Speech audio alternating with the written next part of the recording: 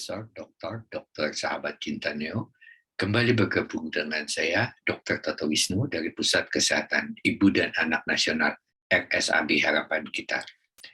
Saat ini kita membahas strategi terintegrasi Continuum of Care dalam sistem pelayanan neonatal, fokus pada pilar kedua dengan judul Continuum of Care neonatal dalam strategi terintegrasi percepatan penurunan AKN pilar kedua. Topik bahasan dari sistem pelayanan neonatal ini sudah dikerjakan bareng UKK Neonatologi PPIDAI periode 2017-2021 dengan Kementerian Kesehatan RI sebagai upaya percepatan penurunan AKN di Indonesia. Sesuai dengan RPJMN, target AKN kita di tahun 2024 adalah 7 per 1000 kelahiran hidup.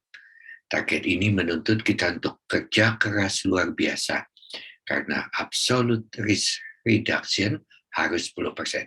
Padahal kemampuan normal yang mungkin dilakukan hanya 5%, yaitu hanya 10 per 1000 kelahiran hidup. Pada slide, strategi integrasi diwujudkan dalam bentuk alur biru yang ujung panahnya menuju percepatan target penurunan AKN di tahun 2024. Pilar kedua digambarkan oleh standarisasi tingkat kompetensi Fasiankes mampu menolong persalinan. Standarisasi tingkat kompetensi Fasiankes mampu menolong persalinan merujuk pada panduan American Academy of Pediatrics tahun 2004 dan implementasinya diatur oleh Peraturan Menteri Kesehatan Nomor 21 tahun 2021. Panduan AAP 2004 membagi 3 angkatan kompetensi: tingkat 1, kompetensi dasar, tingkat 2, spesialistik, dan tingkat 3, subspesialistik. Pada tingkat subspesialistik dibagi menjadi 4, 3A, subspesialistik dengan kemampuan ventilator konvensional dan kasus bedah neonatal sederhana. 3B, subspesialistik dengan kemampuan HFO dan bedah neonatal kompleks. 3C, subspesialistik dengan kemampuan bedah jantung neonatal sederhana tanpa ECMO. 3D, subspesialistik dengan kemampuan bedah jantung kompleks dengan ECMO. Baku emas standarisasi tingkat kompetensi Fasiankes menolong persalinan ditentukan oleh POGI dan IDAI adalah mampu menangani kegawat daruratan maternal neonatal atau gadarmat neodasar atau PONET, serta mampu gadarmat neokomprehensif spesialistik atau PONEK. Dalam PMK 21 tahun 21, tingkatan kompetensi Fasiankes dibagi dalam 5 tingkatan sebagaimana terlihat dalam slide. Kemampuan dasar Fasiankes menolong persalinan yang ditentukan oleh POGI dan IDAI adalah mampu gadarmat neodasar 247 atau PONET, yaitu memiliki tim gadarmat neodasar lengkap 247 yang terdiri dari 3 orang, dokter bidan perawat atau dokter bidan-bidan, memiliki fasilitas alat kedokteran dan obat-obatan lengkap, siap 247 untuk mengatasi gadarmat neodasar. Pembagian tingkat kemampuan Fasiankes primer adalah tingkat 1 untuk Fasiankes primer yang belum mampu gadarmat neodasar atau PONET, sedangkan tingkat 2 adalah yang sudah mampu PONET lengkap 247. Mampu PONEK atau gadarmat neokomprehensif merupakan baku emas untuk Fasiankes tingkat spesialistik di pelayanan sekunder. Tingkat kompetensi yang dimiliki adalah tingkat 3 dengan kemampuan gadarmat neodasar atau PONET ditambah memiliki tim PONET lengkap dokter spesialis anestesi, kebidanan, dan anak yang siap 247. Melakukan tata laksana gadarmat neospesialistik, yaitu komplikasi ibu hamil atau kehamilan terbatas pada masalah obstetrik saja. Memiliki fasilitas ruang operasi siap 247 untuk operasi sesar emergensi dalam rentang waktu 30 menit.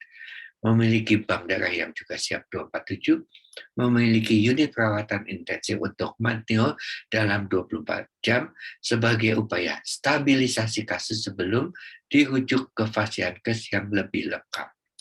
Pada seksi neonatal, kompetensi tingkat spesialistik adalah menangani kasus late preterm infant stabil kardiorespirasi dengan akses vena perifer rentang berat lahir sekitar 1.600 gram. Tingkat kompetensi 4 adalah subspesialistik dasar, yaitu tingkat kompetensi 3 ditambah kemampuan menangani kasus ibu hamil atau kehamilan dengan penyulit selain di bidang obstetrik juga bidang spesialis lain. Tingkat kompetensinya melalui pendidikan fellow selama 6 bulan sesuai dengan Peraturan Konsil Kedokteran Indonesia nomor 54 tahun 2018.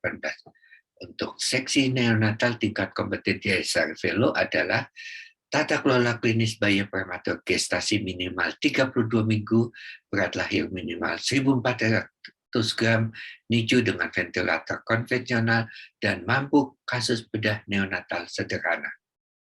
Tingkat kompetensi 5 subspesialistik lengkap, yaitu tingkat kompetensi 4 ditambah memiliki kompetensi untuk kasus ibu hamil atau kehamilan dengan penyulit selain subspesialisasi di bidang operasi juga subspesialisasi di bidang lain. Tingkat kompetensi subspesialisasi didapatkan melalui pendidikan 2 tahun sesuai dengan Peraturan Konsil Kedokteran Indonesia nomor 54 tahun 2018. Untuk seksi neonatal, kompetensi subspesialistik atau konsultan neonatologi adalah tata kelola klinis bayi prematur tanpa batasan usia kehamilan dan berat lahir. NICU dengan ventilator HFO, mampu menangani kasus bedah neonatal kompleks, bedah jantung sederhana tanpa ECMO, atau bedah jantung kompleks dengan ECMO. Pada slide ditampilkan Peraturan Menteri Kesehatan 755 tahun 2014. Dalam Peraturan Menteri Kesehatan ini ditetapkan adanya proses peningkatan kompetensi dokter spesialis, fellow di satu Fasiankes melalui prosedur kredensial setiap 2 tahun sekali oleh Komite Medik Fasiankes setempat. Hasil kredensial komite medik diajukan dan disahkan oleh pimpinan Fasiankes setempat. Kesimpulannya, bila kedua strategi terintegrasi upaya percepatan penurunan AKN dalam Continuum of Care sistem pelayanan neonatal adalah standarisasi tempat persalinan yang tepat dan adekuat. Kunci utama standarisasi adalah Gadar Matneo dasar atau PONET dan Gadar Matneo komprehensif atau PONEK lengkap 247. Terima kasih telah bergabung dengan saya. Semoga sedikit pun upaya kita bermanfaat untuk percepatan penurunan AKN di Indonesia. Sampai jumpa di topik seri Continuum of Care Neonatal dengan materi lainnya.